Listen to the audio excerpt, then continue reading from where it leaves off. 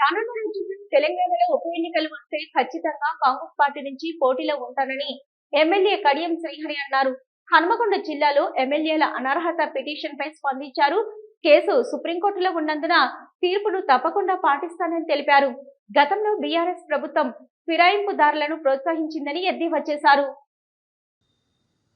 2023 November 30వ తారీఖున జరిగిన తెలంగాణ శాసనసభ ఎన్నికలలో 15 సంవత్సరాల గ్యాప్ తర్వాత మళ్ళీ నేను ఎమ్మెల్యేగా పోటీ చేసినప్పుడు కడియం శ్రీహరి ఎమ్మెల్యేగా ఎన్నికైతే ఈ నియోజకవర్గం అభివృద్ధి చెందుతుందని, ఈ నియోజకవర్గ సమస్యలు కొంత మేరకు పరిష్కారం అవుతాయని, నిజాయితీతో కూడిన పాలన అందుబాటులో ఉంటుందనే ఒక ఆలోచనతో రాజకీయాలకు అతీతంగా రాష్ట్ర వ్యాప్తంగా జిల్లాలో ప్రత్యేకంగా కాంగ్రెస్ పార్టీకి అనుకూలమైన గాలి వీచిన నన్ను నియోజకవర్గ ప్రజలు ఎన్నుకోవడం జరిగింది. ఆ ఎన్నికల సందర్భంగా ప్రజలకు అనేక హామీలు ఇచ్చాను. ఈ నియోజకవర్గాన్ని ప్రధానంగా సాగునీటి రంగంలో కానీ,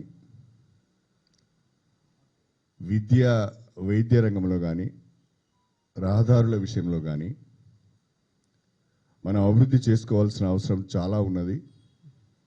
అవకాశం ఇస్తే నియోజకవర్గంలోని ప్రతి ఎకరాకు దేవాదుల ఎత్తిపోతుల పథకం పనులను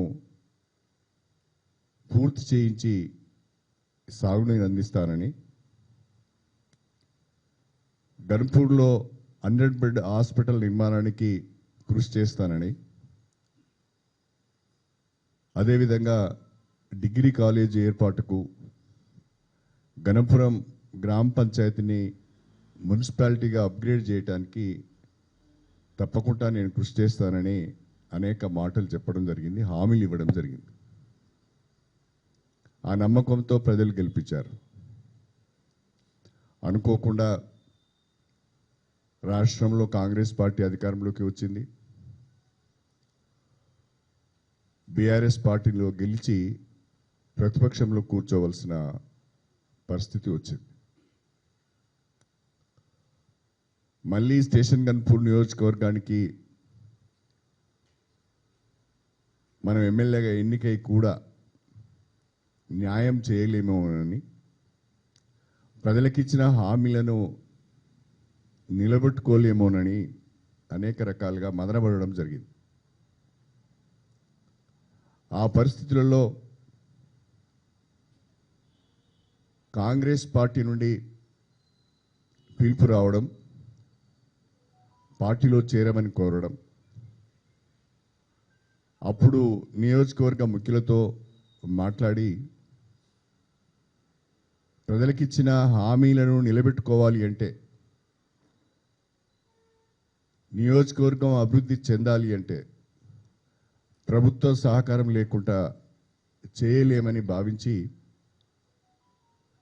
మెజారిటీ కార్యకర్తల అభిప్రాయాల మేరకు కాంగ్రెస్ పార్టీలో చేరడం జరిగింది.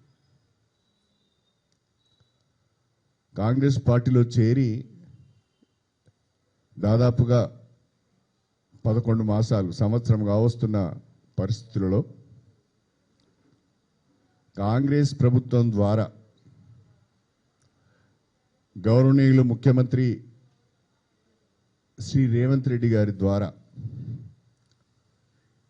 స్టేషన్ గన్పూర్ నియోజకవర్గానికి ఏ రకమైన లబ్ధి జరిగింది, ఏ రకమైన మేలు జరిగింది అనే విషయాలను మీ ద్వారా నియోజకవర్గ ప్రజలకు, జిల్లా ప్రజలకు చెప్పాలనే ఉద్దేశంతో ప్రత్యేకంగా ఈ విలేకరుల సమావేశం హన్మకొండలో జిల్లా స్టాఫర్స్ అందరూ ఉంటారనే ఉద్దేశంతో ఏర్పాటు చేయడం జరిగింది.